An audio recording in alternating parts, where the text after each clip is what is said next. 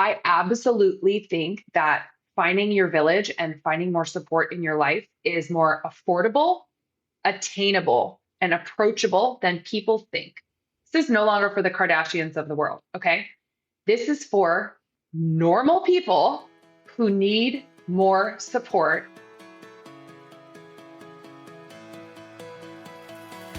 Welcome to the Raising Wild Hearts podcast. I'm so glad you're here listening in as I get to the heart of the matter with the world's leading experts and authors in personal growth, transformation, positive psychology, and more. If you're a change maker, a cycle breaker, a revolutionary envisioning a more beautiful way to live, work, and play, well, me too. I'm your host, Ryan Watkin, and for the past decade, I've been alchemizing challenges to find the calm in the chaos. I believe we can change the world by starting at home in our own minds and hearts. And my hope is that these conversations are a light on your path. Let's go, wild ones.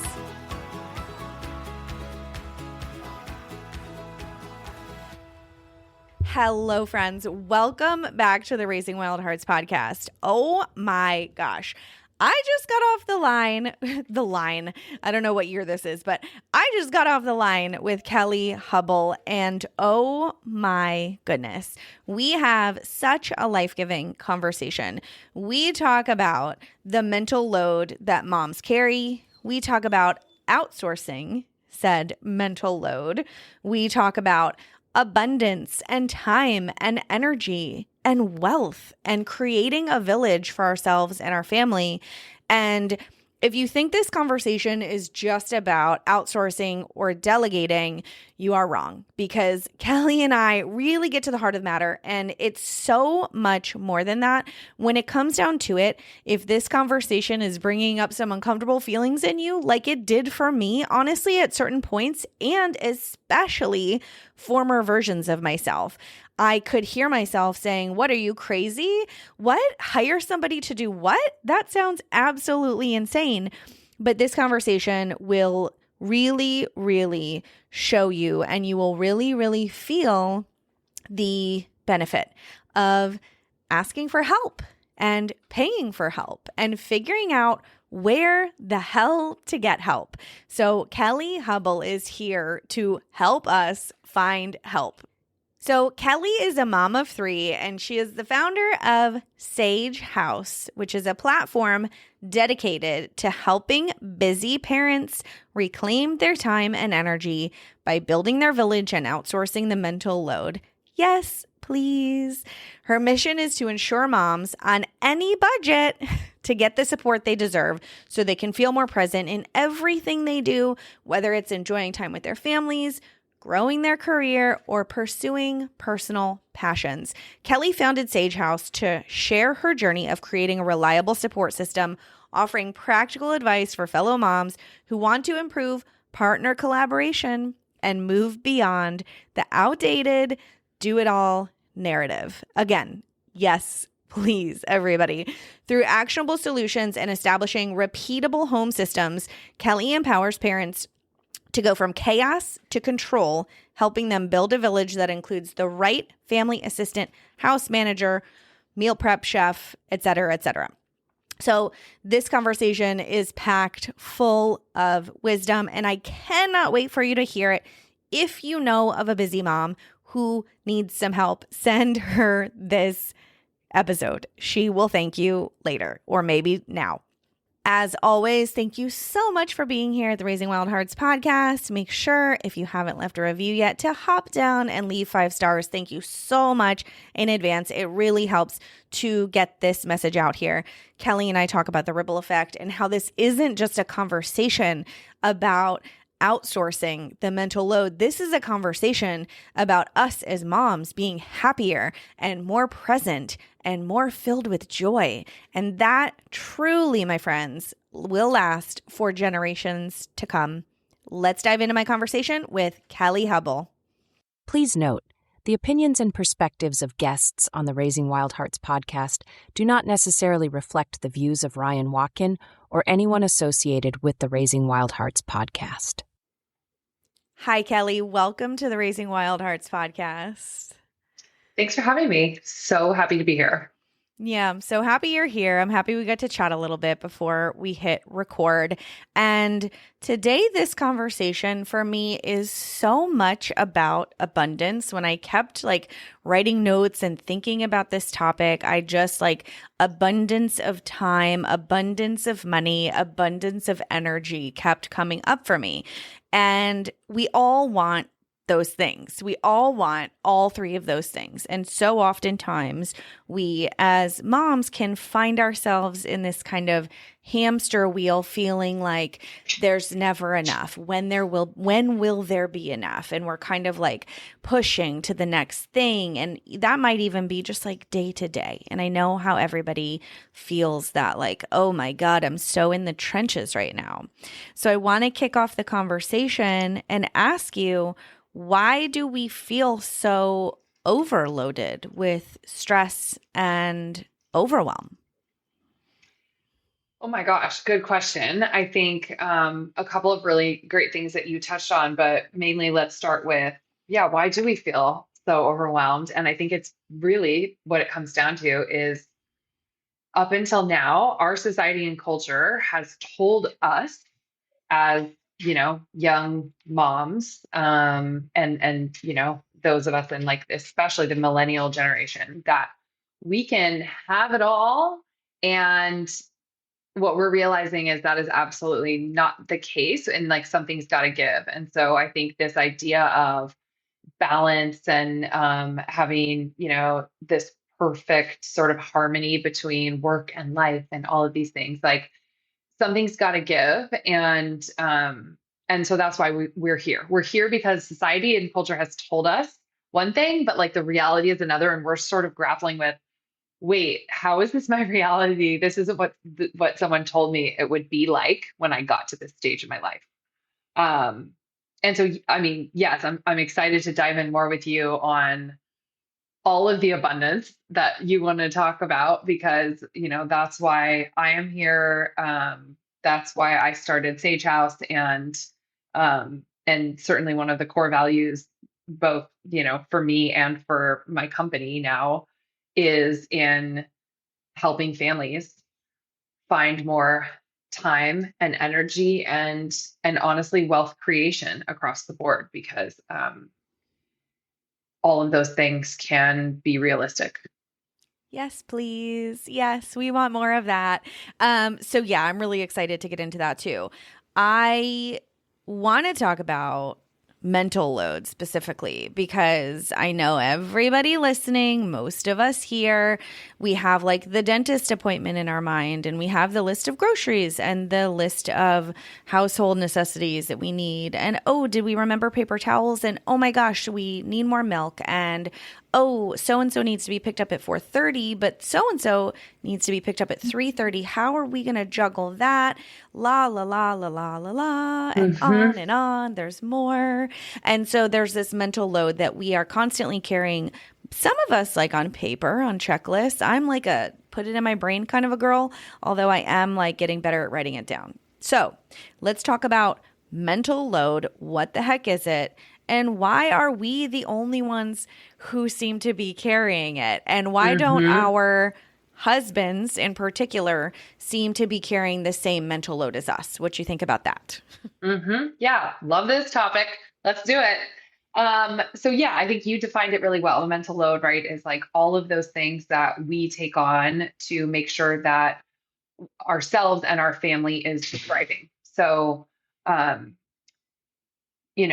the way that this sort of surfaced in my own life, and this was before I knew the term was called mental load, right? It was like I really hit my ceiling, and my bandwidth was completely maxed out after we had our second. So I have three kids born within a 4-year time frame, but it was really after we had my second, I was able to hold it together really well on my first. But then once I had my second, it was like, oh my gosh, I'm drowning and I'm overwhelmed and like I cannot keep up. And this was with childcare. So like keep in mind, like I had full-time childcare, but I was still feeling like, why can't I feel like I can breathe? Because I was still managing all of those things, that mental load for the family.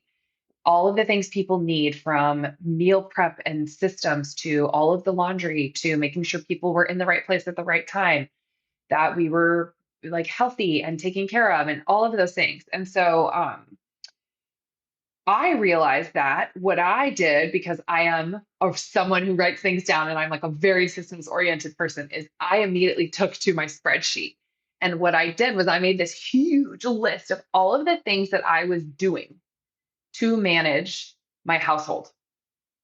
And because I just thought, gosh, if I can just write this all down, then like maybe this will help me get some sort of epiphany on like, how do I solve this? Because this is just too much. But really, like, how much am I doing?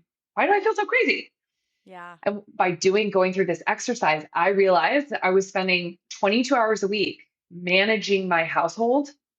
Like you said, buying paper towels, wiping down counters, making sure the dog gets walked, managing my household on top of my full-time job. And that was like a light bulb, because it was like, oh, no wonder I'm feeling so burnt out and I'm on this path to somewhere I don't want to be, because my resentment is rising, to your point, toward my spouse.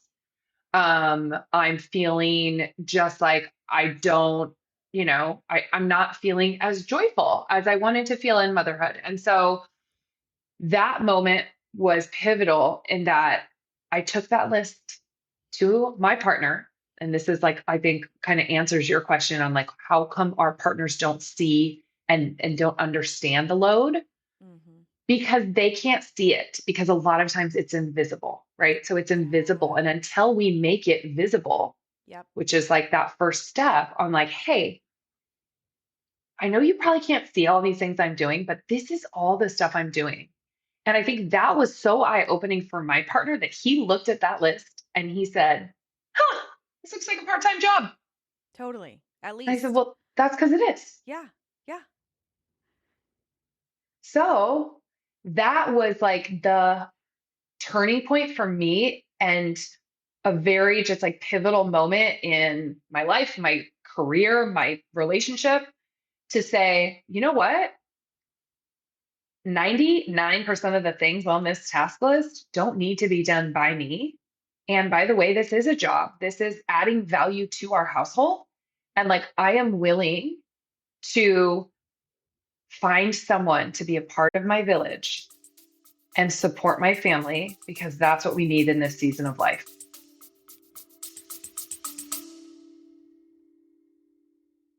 Hey, it's me, Ryan. So, something I do every single day to invest in my growth, besides connecting with the humans on this podcast, obviously, is reading. Reading is where it all started for me. I was 5 when I became obsessed with books, writing them, reading them, collecting them. I love how I can get inspired with new ideas and stories and ways to grow. That's why I ask all my guests what they're reading.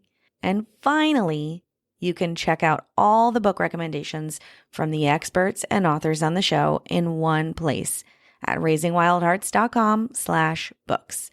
There are some life changers in there, like You Are the Placebo, and a few hidden gems like Sacred Motherhood and Living, Loving, and Learning. So if you want to get your hands on your next great read, check out the full list by heading to raisingwildhearts.com/books. Okay, back to the show. Yeah, totally. So we had our toddler in 2 different part-time preschools, and one of them being 20 minutes away. And we just like had to go to this preschool because it's my favorite and it's the best and whatever. So we did. And I found myself driving in the middle of the day for an hour with a whiny, hungry, kind of tired toddler, just being like, oh my God, this sucks so bad. And I was on a walk with a girlfriend, and she was like, like that hour of driving, like really isn't best utilized by you. And I was like, you know what? You are so right. So I found a babysitter who happened to be very responsible and et cetera, and checked all the boxes. And she started making the drive to this 20-minute preschool for my toddler, which he loved and she loved because she was making money. And I loved because I didn't have to do the drive anymore. And so what you're saying reminds me of my story just on a bigger scale. And so we can take all these little like things that we have and add those up, get them on paper, like you said, and go, how can we outsource this, right? Yes. And I think, first of all, claps, snaps for you. I think sometimes, isn't it funny that other people, like a friend, can just see that in us and they're like, wait, how come you haven't considered this solution? And that is, to be honest, like the biggest point of feedback that I get when I jump on a calls with busy moms, with busy dads, with people who join I have weekly informational calls to learn more about Sage House and recruiting services. And literally the most repeated thing is, I didn't know this was an option. Right. I didn't even realize this could be a solution for me. And that's not uncommon because, again, up until now, we've been told this is just the way it is. It's really hard. You've just got to get through it. And you're supposed to do it. And by the way, if you need help, you just need more childcare. Well, guess what? That's not just the case. Like, yes, do we need childcare so that for those of us who are working 9 to 5s, yes, we need childcare from 9 to 5. But what about the hours before that and after that, when we are trying to squeeze in and multitasking, get all of those other things done that we couldn't get done during our workday? But what we really want to be doing is being present with our kids and with our family and spending quality time together. So I'm guessing in your scenario, your child who you were like kind of dragging back and forth from was also so much happier because they were spending quality time with you and not just in the car. Totally. So, And it it's like frustrated mommy. It was like happy mommy because I didn't have to do the drive, exactly. Yes. Yeah. And like these are the points where now I'm guessing like this was an invaluable investment for you and your family. And it's not a question of how much does this cost? It's how much is it going to cost me if I don't? Yes. What's the opportunity value Yeah. of this hour? Yep. I was walking with the same girlfriend and I was telling her how life-changing it was. And I was like, I just feel like every time, take my money, just like take my money, take my money.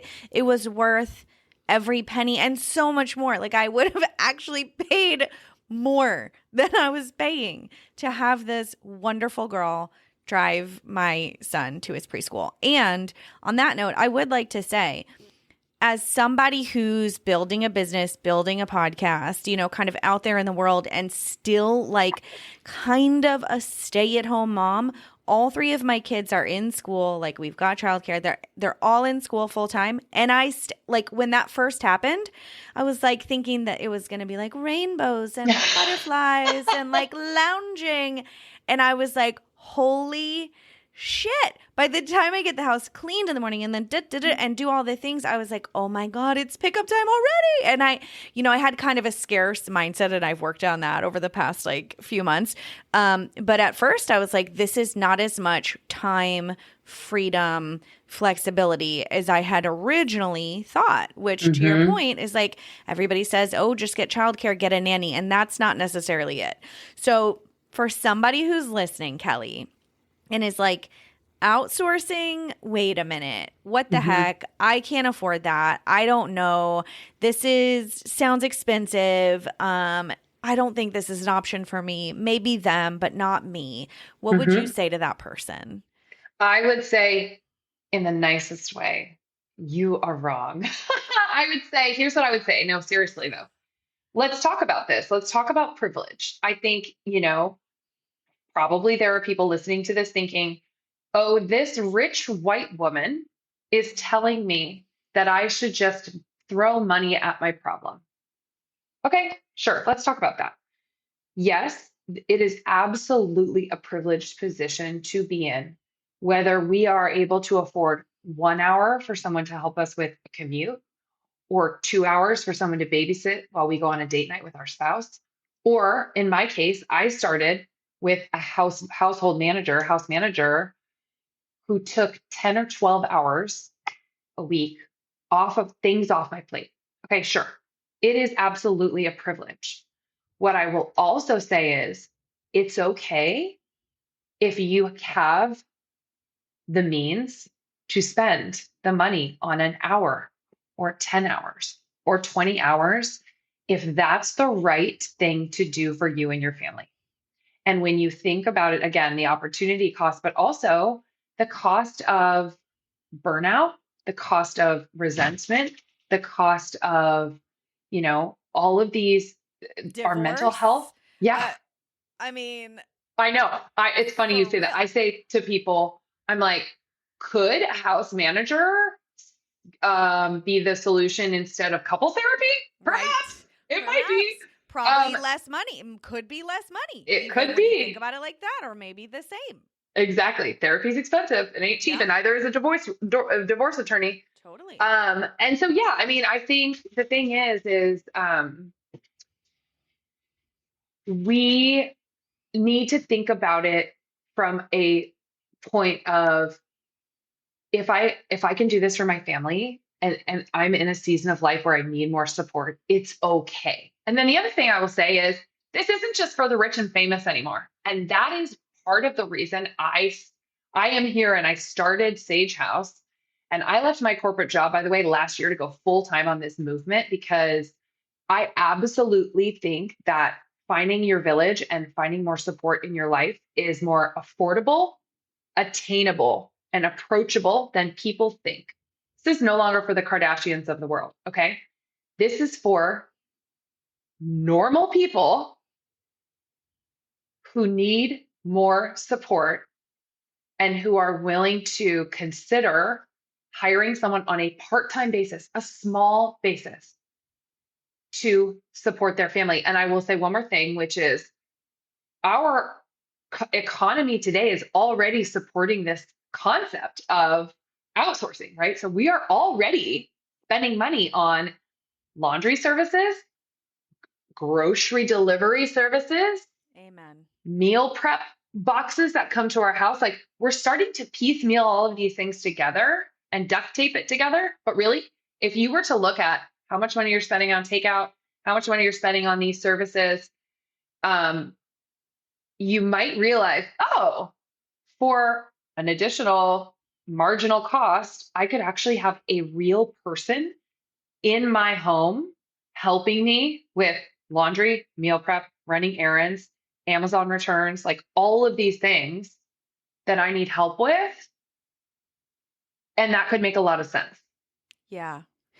And somebody to like bounce ideas off of, somebody to actually talk with face to face. Like when you were talking, I was like, yeah, I just paid a guy like a 10 extra dollars because I forgot to add something to my grocery delivery the other day. And I'm like on the text app, like begging him, please go back and get that can of soup. I needed it for a recipe tonight. I'll tip you extra. And he's like, okay. And I was like, oh my God, he did it. But it really kind of opens up my mind to like, what else could I pay somebody for? What else could I allocate this money for? Because I am paying for delivery services. I rarely go to the grocery store anymore, and that's by design. I don't want to. It's not a good use of my time. It doesn't bring me ease. It doesn't really bring me joy. Once in a while, like, yes. And I'm like, this is enjoyable, but not every day. We've got 5 people in our house. We go grocery shopping like every 3 days. I mean, it's like, okay, we need more. Like, so, okay. I love this conversation.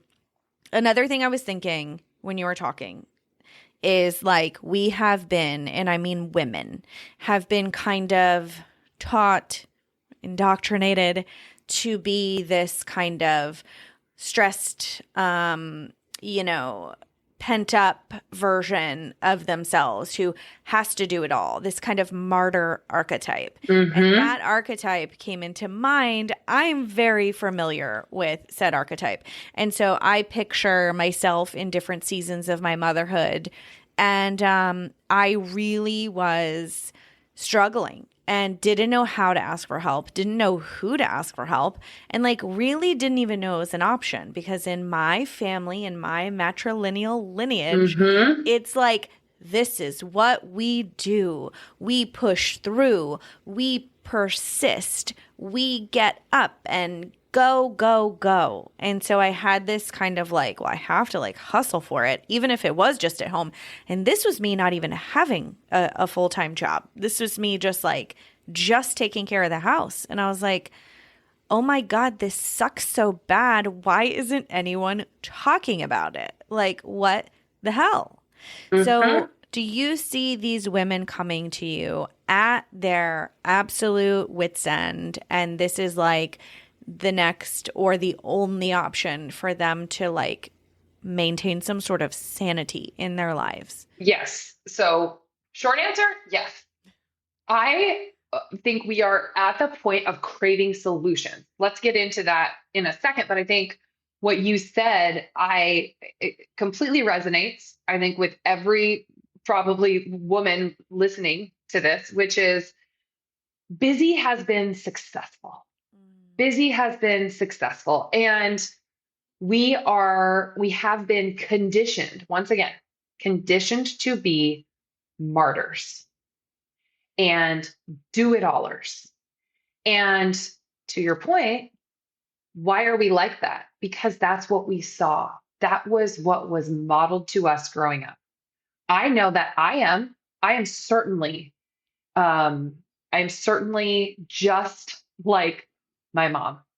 And what I saw was a mom who did it all, made it all happen, worked from home, was president of the PTA, like did it all. And like, you know what? What I saw was that had very serious long-term chronic health ramifications for her. And when I caught myself being a do-it-aller, I took a really long, hard look and said, do I want to be in that same state that I saw my mom in? Do I want to really like watch myself on a decline because I didn't take care of myself physically, emotionally, mentally? And I think that's what's happening now. Like this is a movement happening now. We're still very much at the forefront of it. But moms, whether you are a stay-at-home mom or a working mom, all moms work, by the way, we are finally putting our foot down and saying, no thanks, not anymore. I don't want to do it all. I do not want to be a super mom. Stop calling me a super mom because I don't want to be a super mom. Yeah. And I think that we are now at the point of looking for solutions and not just like exacerbating the problem. I think it's so easy to get on social and start doom scrolling and start looking at, oh, like all of these jokes being made about moms and how hard it is. And, the chaperones of the world saying, this is so hard, right? Like, why would you ever want to be a mom? Um, you can doom scroll and you can go into a place of this is really hard and there are no solutions. This is just the way it is. Or you can start actually looking for solutions that work today. The fair play method came out almost 10 years ago, and they are now still in a movement of couples and partners working together to share in the mental load. And now I will say, we're still not there yet. We've got decades and decades of reconditioning our own kids, our own children about how to share in the mental and physical load of a family and what that means. But until then, until we're like in this utopia world, which I don't know how long that's going to take, or robots are running our households, either way, I think we need solutions today. And that is what I am helping families with is let's find a solution today to get you relief and get you back to a point of feeling more present, feeling more joyful, and like spending time doing something that you want to do. So I'm hearing you say that step one is like an audit. Like, what's all the stuff I'm doing around the house? Like, get it down, see what it is, and then perhaps picking the 1, 2, 3, 5 low-hanging fruit and go, how can I ask for help with this? Yeah? Yep, you got it. You got it. You nailed it, actually. So there is a free quiz on my website, and it's 8 questions, takes about 2 minutes. And that by taking that quiz, I will tell you how many hours you are spending today managing your household. I will give you a dashboard that shows how that time is being spent. And then I will make recommendations for you on your solution. Should you potentially find and hire a house manager or family assistant, or do you already have the support that you need? And maybe you just need better systems around that support that you already have. So like those are sort of the two of the ways that people go. But you're right. The first thing is don't sit down with a blank spreadsheet like I did. I've already done the work for you. So like go take this quiz. It'll give you the answer to the test. Perfect. And then what it will give you is will give you my whole task list of all of the things that I did to, I was doing in my household. It's pretty holistic actually. And that is the step of making the invisible visible. And that's step 1 to having the conversation with your spouse or partner. Step 1 to having your own realization of, oh my gosh, I can't believe that I'm doing this. I'm holding this all together. And by the way, I'm amazing. But yes, that's it. That's the first step. And then, we can talk about what happens after that and, what I've seen for solutions. But that's the initial step. Perfect. So that's sagehouse.com. Is it on the homepage? Yeah. So if you go to mysagehouse.com and then it says take the quiz, there's like a little button at the top to take the quiz. And I also have this linked in my Instagram bio. So if you go to my Sage House, you can click on take the quiz and bing, bang, boom. Perfect. Okay, so let's talk about those control freaks out there asking for a friend.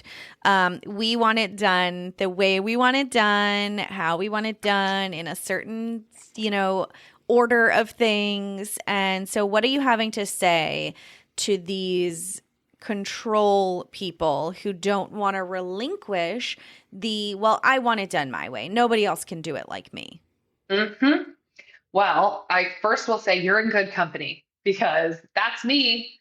You just described me. And I will just say that relinquishing the control and fully handing over a mental load is certainly a mindset shift, but it is absolutely attainable for even the most type A plus plus.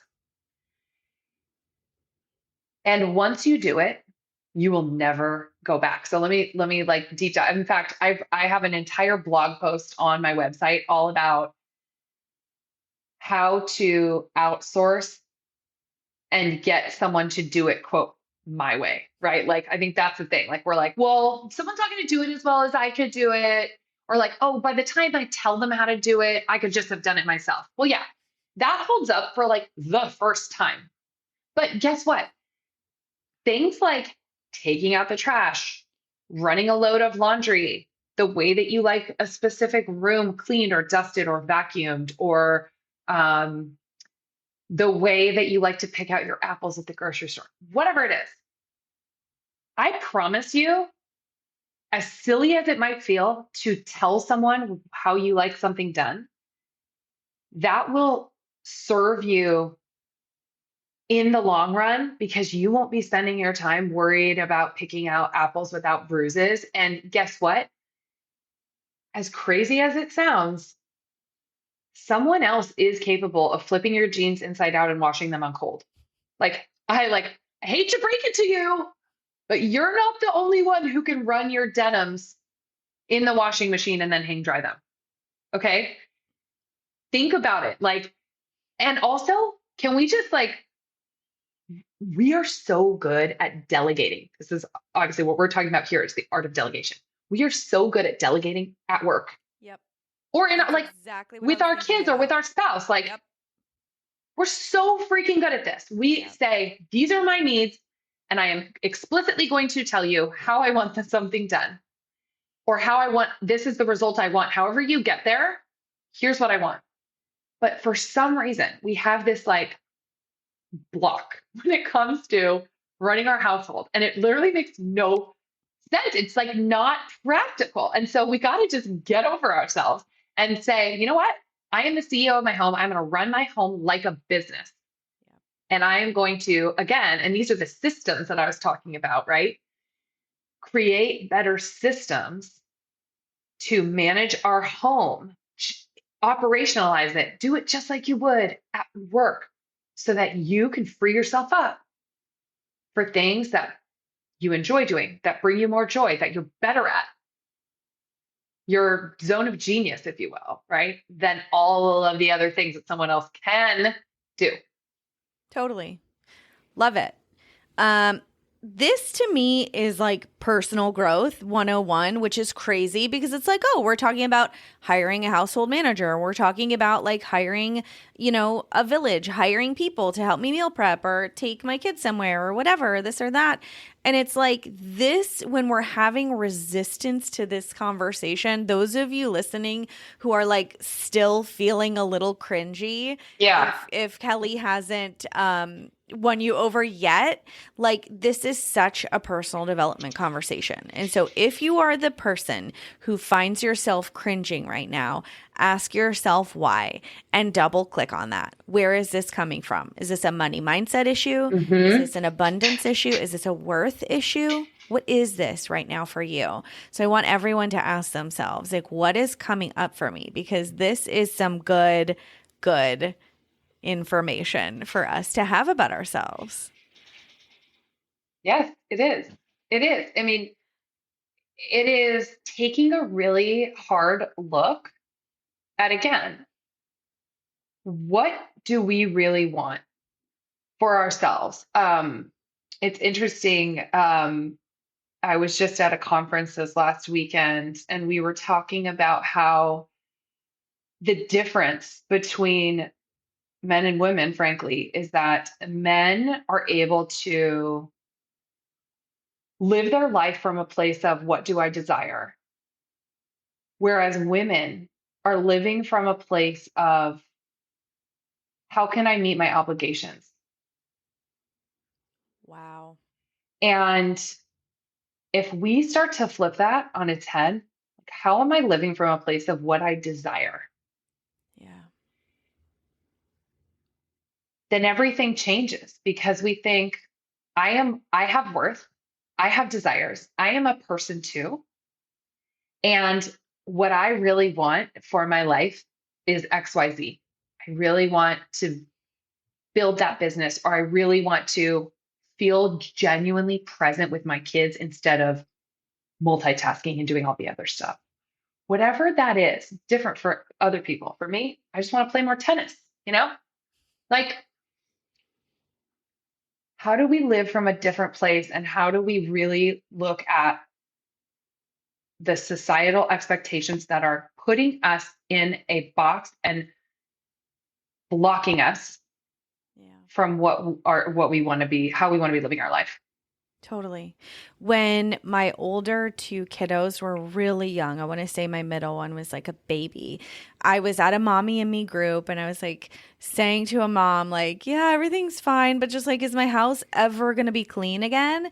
And she's like, no, it's not, unless you hire someone to clean it. And I was like, well, that's not an option. And then like years later, finally, I'm like, okay, cleaning the house isn't an option anymore. Somewhere between the second and the third kid, let's call Yeah. it. Somewhere in that third pregnancy realm. Actually, I think that's exactly where it was. Now that I'm thinking back, I was like, this isn't happening anymore. I don't care if we have to not go out to dinner. Like, I mean, it was a very real conversation of like, I'm out. Mama's not doing this anymore. I need help. And my husband and I, moved things around and figure out something to do so that we can have someone to clean our house, because it was just no longer a freaking option. And so do not recommend getting to the point where you're like, and crazy before you go and take this step. But I knew I wanted someone to clean my house. That always was like wow, that sounds really nice to have. And so think about those nice to have things that you really want. You want to play more tennis. I want someone to clean my house. I don't want to be driving an hour in the middle of the day. All these things that can open us up to explore, create, lay in the sun, Mm-hmm. meditate, whatever it is that you want to do. Like, think about waking up and living your perfect life. It's something I think about so much. Like, maybe not your perfect life because nothing's perfect, but what about your perfect Sure. day? Like, let's go Sure. minuscule. Perfect morning. Like, you go and watch the sunrise. You get your turmeric latte at the corner thing. Like, and this is my day. You like go for your walk and then you pick up a fresh bouquet of flowers and you come home and you just feel it's that feeling that we want to have, that feeling of like, oh, this is my life and I love it. Mm-hmm. Yeah, no, I think you're absolutely right. It's interesting that you sort of went into what is your ideal day. That's actually the very beginning of like my home systems course that I teach is Yeah. doing that. It's like, let's jump ahead to what does a day in your life look like 2 months from now when we've set up the systems and got you the support that you need? What does that day and week look like for you? And so I actually have people like, I have like a printable that's like, let's start from scratch because I'm like, no one can open up their Google Calendar or Outlook calendar and actually get anywhere anymore. You have to like Totally. start with a blank slate. So I'm Totally. like, start with this blank slate. Mark off the things that are like non-negotiables. Like, yes, you got to get your kids to school at this time. You got to pick somebody at this time, whatever. Non-negotiables. Cool. But then it's like, look at your day from like a totally blank slate. What could you be doing with your time? How do you want to be spending your time? Um, and starting from there, I think the other thing you mentioned is working within your budget and making decisions that work for you. For so many of my clients, like they are starting really small, 5 hours a week, 10 hours a week. You know how much time you could, you know how much 10 hours a week is? Like, first of all, that gets you all your grocery shopping done, some meal prep, all of your laundry done, errands run for you, gas in your car. And that means like, what would you do with 10 extra hours? Wow. That is over an hour a day of extra. Would you finally like exercise? Would you finally spend more time with your partner? Would you start that podcast? Even thinking about and then I think the other thing finally is like, as we think about barriers for why haven't I done this? A lot of people I talked to were like, why weren't you here 5 years ago when I had young kids and I needed more help or whatever it was? Or like, why weren't you around when was this crazy season of life? I think my goal is like in 10, 15, 20 years from now, for this to just be an option that people consider, like a house manager, a family assistant is the way that today people are thinking like, oh, this is a little taboo. I can't believe she has a house manager. Can you believe she Right. has a house manager? It's probably the way our grandparents felt when the next door neighbor had a house cleaner, right? Totally. In the 50s. Totally. Can you believe Olga got a house cleaner? You know what I mean? And now it's Totally. like, oh yeah, I'm someone who comes to clean my house every other week. And it's like societally like fine and normal. You know Yeah. what I mean? It's like so Yeah. silly.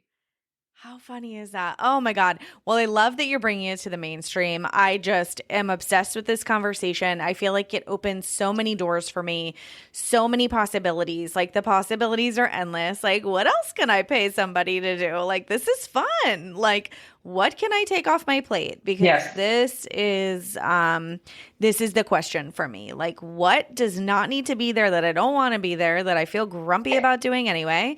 What's going to make me feel more ease in my day-to-day life? And that is exactly what you and Sage House are doing. So thank you so much. We're going to follow you on Instagram, Kelly. We're going to go to your website and take that quiz, mysagehouse.com. Where else can we follow along with the work that you're doing? Yeah. So like I mentioned, I am on Instagram at my Sage House. I am on LinkedIn, Kelly Hubbell, Hubbell. And really, like I mentioned, there are a couple ways to work with me. Like either you realize, oh my gosh, this sounds rad. I would love a house manager. I want to explore that more. I have both a do-it-yourself guide that you can, if you're curious, like, oh, how could I maybe hire someone on my own? I have a recruiting service. So from start to finish, I will find your modern Mary Poppins for you and your family.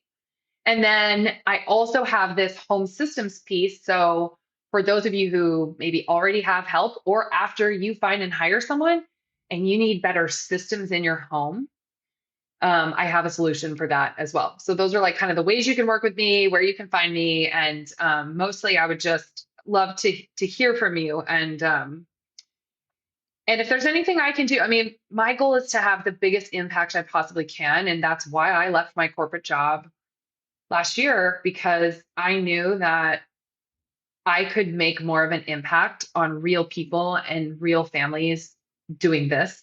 And so far, it's been so incredibly fulfilling. And like, it really brings me true joy to help other families find the relief and joy that I am now feeling today. And so I would love to help. So hit me up.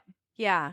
The ripple effect of that is real. I mean, imagine a bunch of like relaxed, joyful moms walking around. I mean, imagine if like there's like no memes for that, you know, there's no like victim or pity party that we can jump on for that. And so imagine a world where the moms are happy, the moms are free, the kids are happy, the kids are free, you know, and it's really, really a ripple effect. This is such a big conversation. We're not just talking about something like outsourcing and, you know, helping with the mental load. We're talking about the happiness of your family for generations to come. So this is so important. And thank you so much for the work you're doing. Now that we're wrapping up, I'd love to ask you the 3 questions I ask everybody at the end of the interview. And the first one is, what's bringing you joy today? Oh my gosh. Today, I'm really joyful about the second cup of coffee that I'm consuming on this call with you. But no, actually, I am just so happy to have the opportunity to connect with you, to be a part of your community, and for you to have the open-mindedness of having this conversation, because I think like this is the conversation that needs to be happening. And so it brings me joy and validation, but like it just knowing that this message is resonating and like normalizing this and getting this out in the world brings me an immense amount of joy. Amazing. What, if anything, are you reading right now? Oh gosh, I am on the A Court of Thorns and Roses series. Okay, I know I'm always late to a party. Podcast. I'm late to the party too. Okay. She just had it on her top 4 book Oh my podcast God. list. So good. Okay. All right. So good. So that's so I always have like a fiction and nonfiction going. So my before bed book is A Court of Thorns and Roses. I'm on the 3rd book right now. Okay.